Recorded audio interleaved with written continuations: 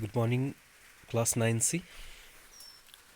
In our last class, we discussed about this all these topics, that is types of solutions. In types of solution, we discussed about unsaturated solution, and after that supersaturated solution. Then we discuss about concentration of solution. What does concentration of solution means? And under that heading, we discuss about mass percent, how to calculate mass percent and volume percent. Then we discuss about solubility. What does solubility means?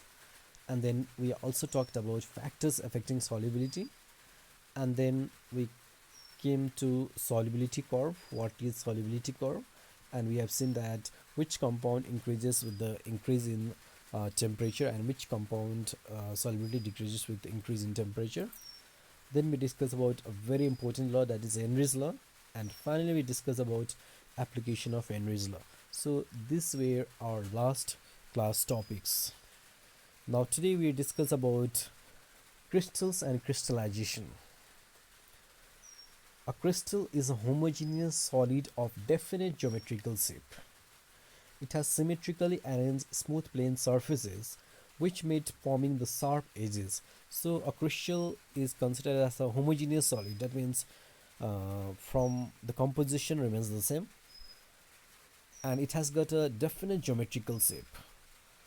So when arranged, because the molecules are arranged in a regular manner, we can say, and so they has got smooth plane surface, and their edges, that means their points, will be very sharp.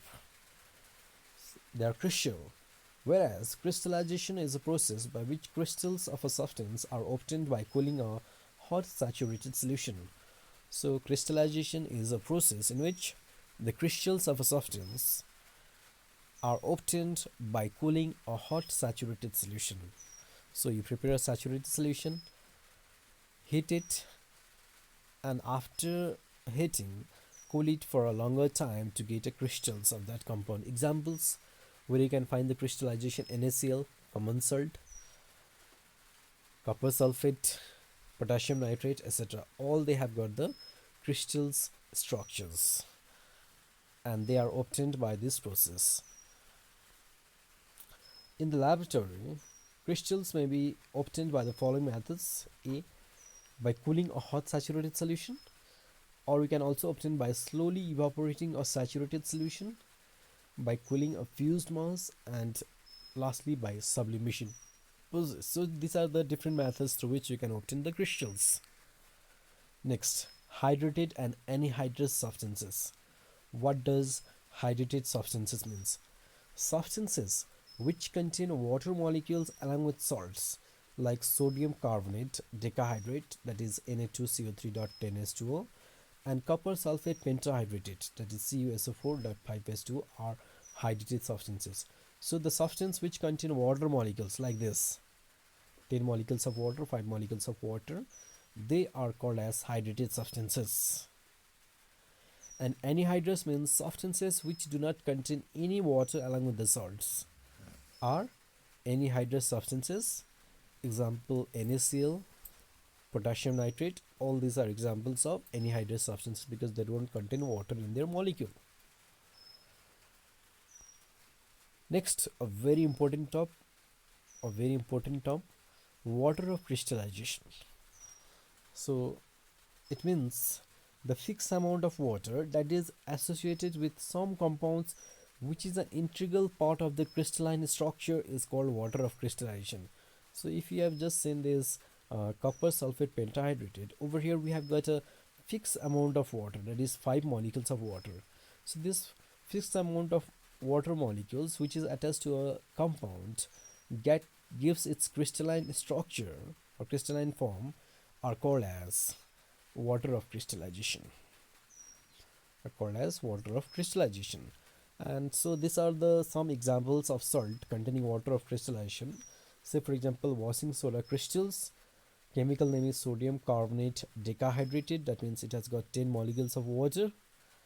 Epsom salt, that is magnesium sulfate heptahydrated, this has got 7 molecules of water.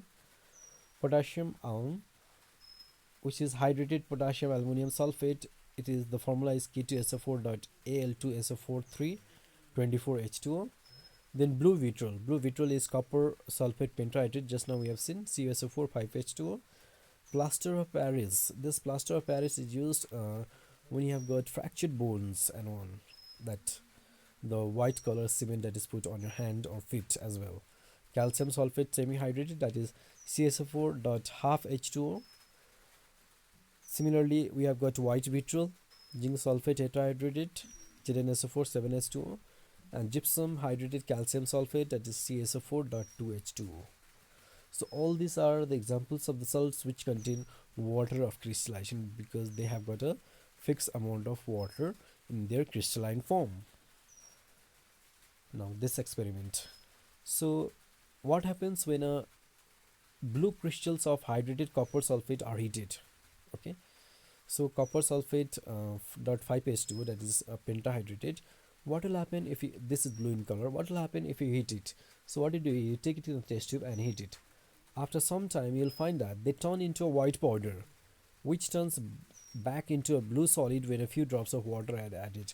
So what will happen when this substance, this hydrated blue color is heated?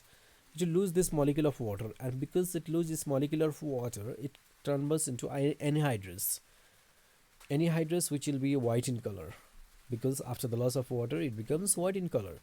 Once again, this white color anhydrous copper sulfate, if you add few drops of water, it will get back to again blue color.